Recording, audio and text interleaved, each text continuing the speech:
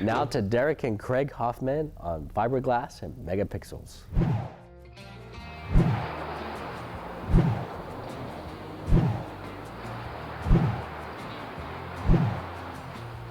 Images of surfers in Hawaii are used to portray a lifestyle, to sell a lifestyle. These images of the free and exciting surfing lifestyle have created a billion-dollar industry. This industry thrives on image. This surfing image needs to be stored in the mind of the purchasing public. But first, it must get in the camera. Fiberglass and Megapixels is an idea that my brother Craig and I have been thinking of for years. We always want to be able to tell a story about the photographers and cinematographers out on the North Shore who are capturing these images and bringing these incredible visuals to the public to help sell the surfing culture lifestyle. Derek and I were both born here on Oahu, raised Sandy Beach, body surfing, boogie boarding, then surfing. Derek had a camera, was a staff photographer for Bodyboarding magazine. I would always pick up an extra camera and shoot a little bit, but he was the professional back in the 80s and 90s. I'd say 80% of our film was shot with our cameras. We did license some footage from some of the cinematographers, and that water footage was shot in Super 16mm. We interviewed over 20 guys for this movie. These guys, they were just classic, you know. They figured out, this is what I want to do. I want to be at the beach every day. North Shore to me is, you know, it's like my office. You know, you get in there and it's gotta get the work done. Here we are shooting what I consider it to be absolutely obvious, that you're inside of the barrel with the surfer, and people will look at it and go, now, are you swimming? Are you in the water for this, or are you on a boat? Do you have a mask and snorkel on? Are you on a board? It's so tough for them to really grasp the fact that you don't have a board, you've got a pair of fins, and you are jumping out with your torso and your arms out inside the barrel with the guy 3 feet in front of you.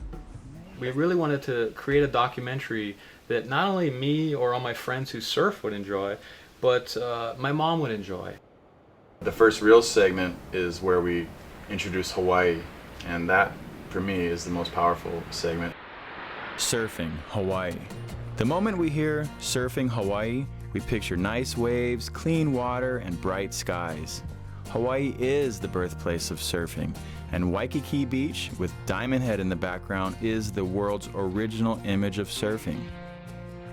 Hawaii is still recognized as the capital of the surfing world, but the spotlight has moved from Waikiki to the other side of the island, to the North Shore. It really sets the tone as like, this is about Hawaii, this is about surfing, this is about a beautiful place with beautiful people doing what they love. Guys from California that come here, or Brazil, or Japan, or everywhere across the world, you know, they're coming here for one thing and one thing only: to get shots for their sponsors, to come out here and get barreled, get the photos in the magazine, and get those video shots. What they do is, it's amazing to capture the most amazing moment of a single wave just with one frame. I kind of got behind them in the barrel, kind of looking out, and twisted the camera, and it ended up coming out like this vertical, looking out of the barrel shot, and we ended up getting a couple covers. Making our film, we obviously had a few challenges: shooting big waves of surfing, being on the North Shore at the right time to capture the right moment, getting one of the top surfers or photographers to sit down to do an interview is always challenging. The photographers in our film are all good friends of ours. They all wanted to help us out and do anything they could, but most of these guys travel around the world. So it took literally months and months to persistence to get the images emailed to us, get the right sizes, etc. But we're really, really happy with how it all came together, and we couldn't have done it without the support of all the people that were on our film. Besides just editing the still images, we really wanted to make this thing real with sound. So we used a lot of natural sounds of ocean waves and mixed them up.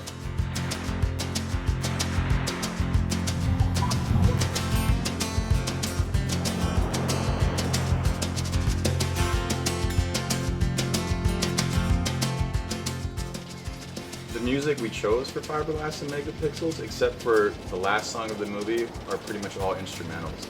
And so we didn't want the music to be featured. It was mostly used as background with people we interviewed, carrying the story, or the narrator.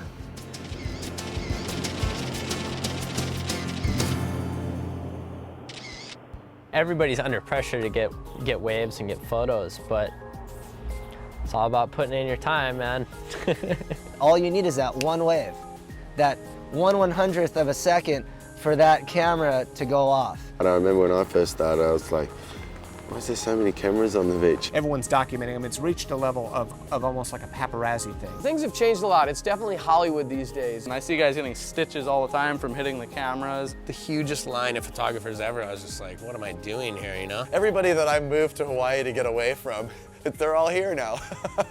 We never really knew what we were onto until we did our first film festival at the X-Dance Film Festival in Salt Lake City. And we were sitting there in front of a full theater. First time ever it was screened in front of a public audience, and people were loving it. Winning Best Editing was a little icing on the cake, but I think just the experience of having your film in a theater and the public enjoying it is probably the most rewarding thing besides the paycheck.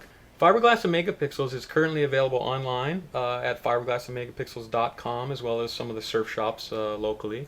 And we just secured an international television deal with a distribution company, and we're looking forward to getting our film in 20 to 30 international markets around the world. So hopefully we'll see it on television in Hawaii soon.